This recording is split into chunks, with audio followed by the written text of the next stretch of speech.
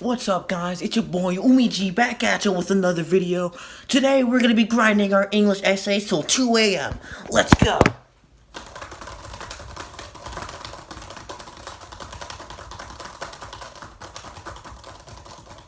It's only been 1 minute, but I'm already feeling hyped. Bro, I got an emergency! Bro, what are you doing? You're ruining my English! I gotta analyze this poem for tomorrow, and I thought that, well, since you're doing English videos, it might be best just to ask you. Alright guys, looks like there's gonna be a change of plans. We're not gonna be just doing our normal English speedrunning. Today, we're gonna be showing my little brother how to analyze poetry. First question, what poem are you analyzing, and who is the author? Okay, so the poem I'm going to be analyzing is Say Not Availeth, Say Not the Struggle Not Availeth by Arthur Hugh Clough. And for your probably 1 or 2 loyal viewers, I'll go ahead and show a picture of him right now.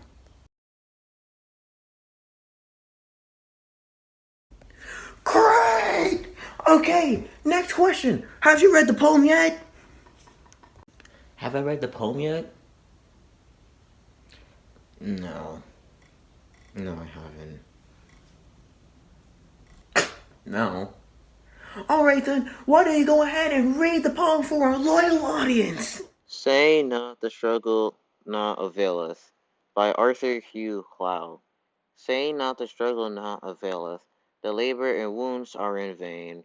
The enemy faints not, nor faileth, and as things have been, they remain. If hopes were dupes, fears may be liars. It may be in yon smoke concealed, your comrades chase e'en now the flyers, and but for you possesses the fields. For a while the tired waves faintly breaking, seem here no painful inch to gain. Far back through creeks and inlets making, comes silent, flooding in the main. And not by eastern winters only, when daylight comes in the light, in front of the sun climbs slowly, how slowly, by westward look, the land is bright. Okay, next up, are there any words in the poem that you don't yet understand?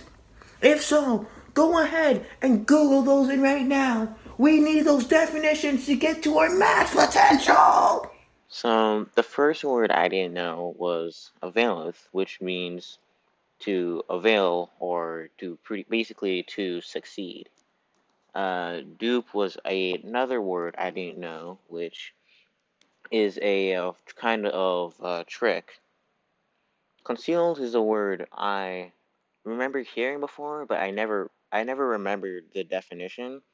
But after looking back on it, I remember that it just means to hide or to kind of hide.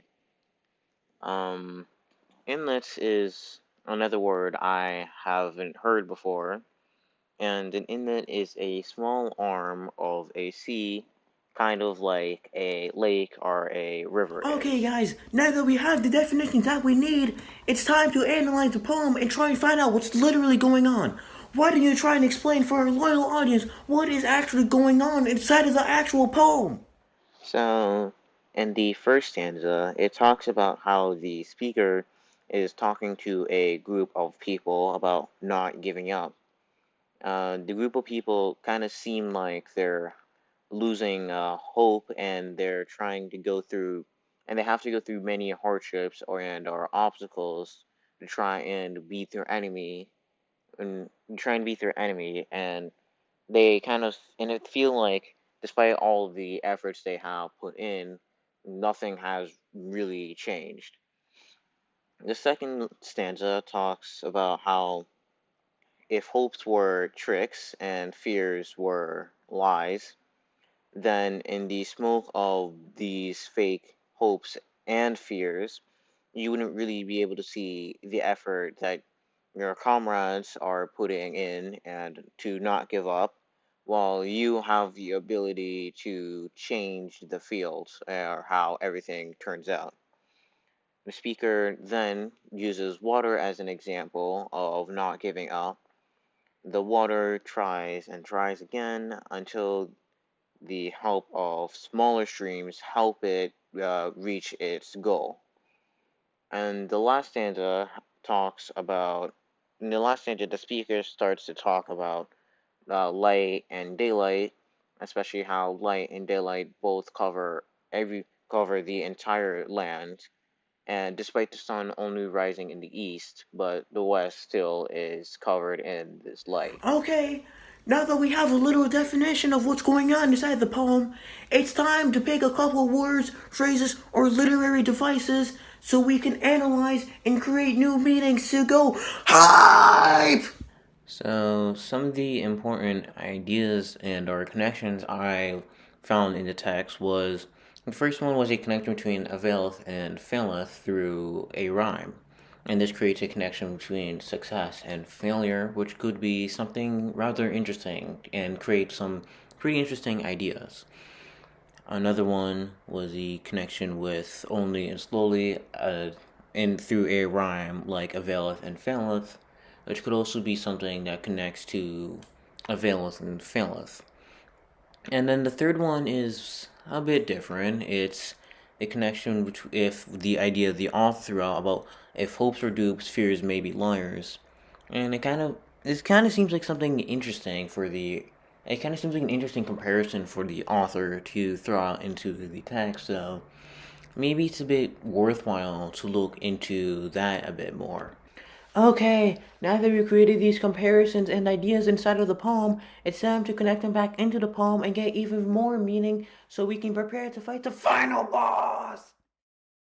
Well, from looking at the connection with Availeth and Faileth, as well as looking at some of the context, maybe it says something about how the importance of success and failure and how they're connected, especially because in the beginning, it's pretty clear that the speaker side and whatever is going on appears to be losing, but the speaker himself hasn't given up hope yet and is trying to convince his side or team that they can still succeed despite the hardships they've been going through, which would kind of create the idea that their failure is going to eventually lead to their success, which could be the first thing I look at. Ooh, that looked like that dealt a lot of damage. Well, on to the next move. Maybe you can even get a critical hit. And something else could be with the connection with only and slowly, using the idea of success and failure, how failure is eventually going to lead to success. Maybe you could create an idea that success is a slow and drawn out process in which there is only one way to reach that goal, which would then mean because both success and the sun move slowly, maybe you can make a connection between success and the sun. Ooh, nice idea. Can you support it in the text? Maybe you can get some critical damage! Well, in the first stanza, we're using the line, and as things have been, they remain, in context of what's actually happening, it seems like the speaker is trying to convince his team that no, things haven't been as they remain, things have changed, which could mean that they are making a slow change that is just taking a long period of time. So maybe that could support the idea behind only and slowly. Ooh, critical damage! If you deal one more hit, you'll take down the boss in no time! Maybe with the idea of if hopes or dupes, fear may be liars, and maybe in neon smoke concealed. Maybe it's referring to the tricks and lies of hopes and fears as how they are kind of unreliable to just guide you in a sense. Maybe that these are creating this smoke in which doesn't limits what you are able to do like smoke does. However, with the sun or with the light that comes from the sun of success, By achieving more and more, you slowly break through that smoke and are able to see what's happening on the other side. Ooh! That boss is dead! You got him! You got him good! Ooh! Now that you killed that boss, take all those ideas and things you used to kill that boss and put them all into a thesis! Now that you're done analyzing your English poem, you can become an English wit just like I know. Oh well. Well, the citations will be in the description, I guess.